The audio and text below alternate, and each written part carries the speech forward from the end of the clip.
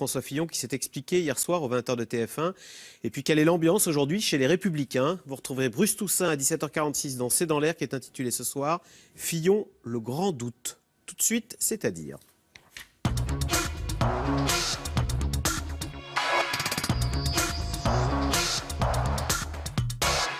René Friedman, bonsoir. Vous êtes obstétricien, gynécologue à l'hôpital Foch de Suresnes. On rappelle, pour ceux qui ne sauraient pas, que c'est vous qui êtes à l'origine du premier bébé éprouvette en France. C'était en 1982, Amandine.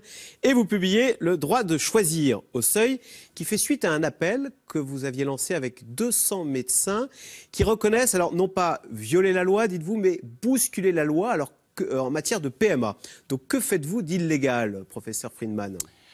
C'est-à-dire qu'on accompagne des patientes pour qu'elles trouvent des solutions ailleurs qu'en France, puisque en France, il y a un blocage.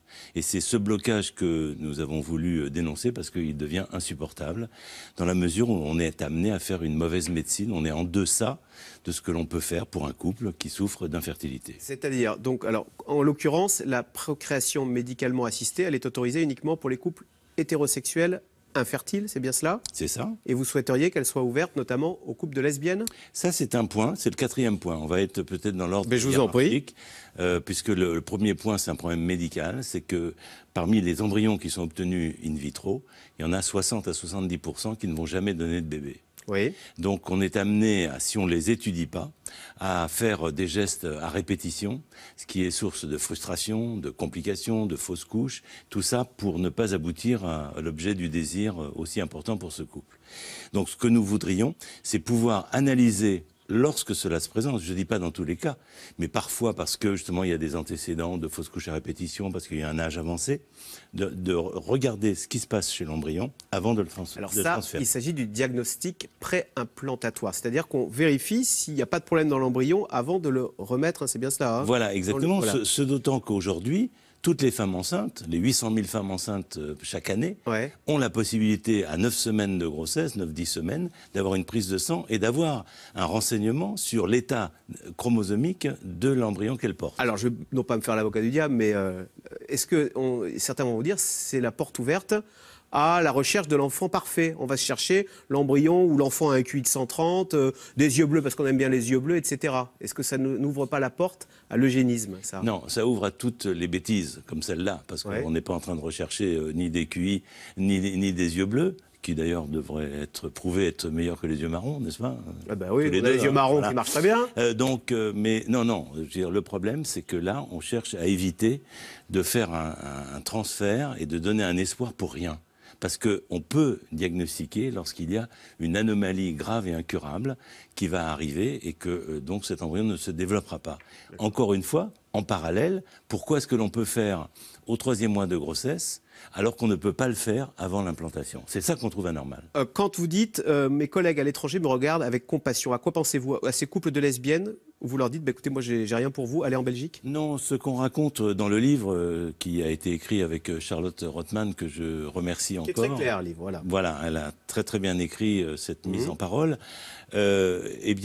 C'était à l'occasion, ce point-là a été à l'occasion du deuxième point qui est l'autoconservation. Quand on a dit dans un meeting aux Anglais qu'on n'avait pas le droit de proposer à une femme d'auto-conserver ses propres ovocytes si elle pensait qu'il valait mieux, vu son âge, le faire pour envisager une grossesse plus tard. On dit que nous, on ne peut pas le faire. Et là, il y a eu un silence pesant qui a duré un certain temps. Oui, alors, c'est vrai qu'aux États-Unis, on sait que des grandes firmes américaines proposent à des femmes qui sont dans la vie active de congeler leurs ovocytes en disant vous êtes là, vous travaillez, mais quand vous serez plus âgé, à 40 ans, comme ça, vous pourrez avoir un enfant. Alors, et c'est ça que, vous voyez, c'est la façon polémique de présenter la chose. Bien sûr, non, mais je pense qu'il faut être vigilant à ce genre de choses. Simplement, juste quand même pour rappeler. C'est ça l'objectif de congeler, c'est de pouvoir garder son embryon pour avoir un enfant quand on sera à un âge plus avancé, où c'est difficile physiologiquement d'avoir un enfant. Voilà. Le problème, c'est qu'on a de plus en plus de demandes tardives. Parce que la vie a changé, les couples ont changé, les recouples ont changé. Et donc, on s'aperçoit qu'à partir de 38, 39, 40 et plus, on a une baisse drastique de la fertilité. Donc, le problème, c'est qu'à 33 ans, 35 ans, enfin, quand la femme le souhaite, parce que le fond de la question, c'est pourquoi est-ce qu'on l'interdirait? En tous les cas, quand la femme le souhaite, alors qu'elle est bien doit être bien informée, elle pourrait conserver ses ovocytes qui auraient le même potentiel que tous les succès que nous avons lorsque nous faisons du don à partir de femmes jeunes. Donc les ovocytes jeunes ont plus de capacité à donner des bébés que des ovocytes de patientes qui ont déjà roulé un petit peu. Qu'on pourrait exercer plus tard et ainsi mettre au monde un enfant à l'âge de... Non. Est-ce qu'il y a un âge limite ? Il y a un âge... Oui, la grossesse, je dirais, elle est sans problème jusqu'à 45, 46 ans. Je dirais, sauf qu'on a des antécédents particuliers. Il y a un peu plus de risques qu'à 30 ans, c'est évident, mais ce sont des risques médicaux maîtrisables. Un peu plus d'hypertension, de diabète, et des choses comme ça. Mais c'est maîtrisable. Ceci dit, on peut favoriser des grossesses jeunes. C'est ce qu'on devrait faire dans notre société. C'est ça que, par rapport à votre question sur Google et tout ça. En fait, cette histoire, il faut savoir que aux États-Unis, ce sont les compagnies qui payent pour le problème de santé. C'est l'Obamacare, on va peut-être y revenir, on va en parler. Donc, ils ont mis l'autoconservation dans le lot de tout leur potentiel de santé. Néanmoins, en plus, c'est une bêtise d'argumenter en disant qu'à 40 ans, vous pouvez faire des enfants. Non, à 40 ans, elles sont super efficaces. Donc, il faut faire des enfants qu'on a envie et qu'on a besoin de faire des enfants.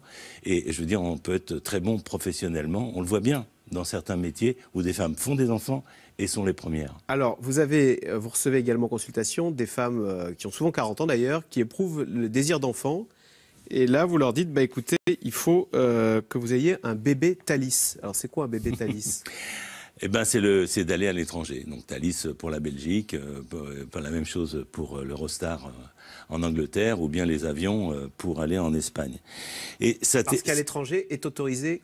Qu'est-ce qui est autorisé ? Alors justement, à l'étranger, vu l'âge et lorsque ses propres ovocytes ne fonctionnent pas, on peut avoir recours au don d'ovocytes. C'est-à-dire les ovocytes d'une autre femme fécondés avec le sperme de son conjoint et que la femme va porter elle-même. C'est pas si simple, hein. Je dis pas que c'est voilà, il n'y a plus qu'à signer, on y va. Il faut réfléchir si ça correspond parce que ça met en jeu le génétique, l'acquis, l'inné. Enfin bon, on passe parce qu'on n'a pas beaucoup le temps, mais c'est d'abord une réflexion. Si par contre elles ont envie, le couple a envie de poursuivre dans cette voie-là pour avoir un enfant, le fait est qu'en France, bien que ce soit autorisé, de fait, ce n'est pas pratiqué comme on devrait parce qu'on n'a pas de donneuse. Alors pourquoi pas de donneuse d'ovocytes ? Parce que c'est gratuit. Alors, je ne suis pas sûr, voyez-vous, faut le donner gratuit. Non, je ne suis pas sûr que ce soit la seule réponse, c'est de dire qu'il faut rémunérer les donneurs. C'est ce qui se passe en Espagne. Vous expliquez c'est plus un don, du coup. On vend pour 900 € son ovocyte. En Espagne, vous savez, c'est pas simple de donner un ovocyte. C'est quand même une charge importante. Donc, on ne peut pas rembourser comme en France avec un ticket de métro. C'est quand même peu attractif.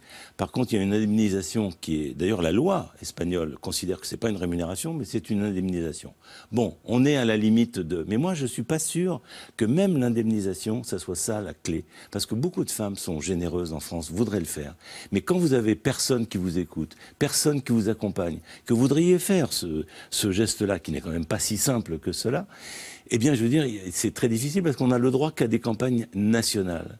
Si moi, à l'hôpital Foch où je travaille, je fais un petit stand avec quelqu'un de dédié qui est capable d'expliquer, ou dans une université, ou dans n'importe quel lieu, même chez vous à la télé, en faisant un appel aux donneuses, je ne peux pas, je n'ai pas le droit de le faire. Parce que la loi française fait que c'est qu'une campagne nationale. La moitié des centres qui sont privés n'ont pas le droit de faire du don d'embryon parce qu'ils sont a priori en suspicion de quelque chose. Donc il faut qu'on change les mentalités, parce qu'il faut qu'on arrête, nous, médecins français, de jouer les agents de la circulation qui envoyons en Espagne, dans les pays de l'Est, ou qui n'envoyons pas, ou qui freinons. Mais on n'est pas des agents de la circulation. On est des médecins vis-à-vis de nos patients, de nos couples, que nous connaissons depuis longtemps et que l'on voudrait aider. Voilà, merci beaucoup René Friedman. Donc je rappelle votre livre, Le droit de choisir, qui fait suite à cet appel que vous avez lancé avec 200 médecins, et c'est publié au Seuil. Merci. Merci. Vous restez avec nous tout de suite. C'est dans l'air. Bruce Toussaint qui revient sur l'affaire Pénélope et ses conséquences. François Fillon a déclaré qu'il renoncerait à la présidentielle s'il était mis en examen. C'est dans l'air est intitulé ce soir, Fillon, le grand doute.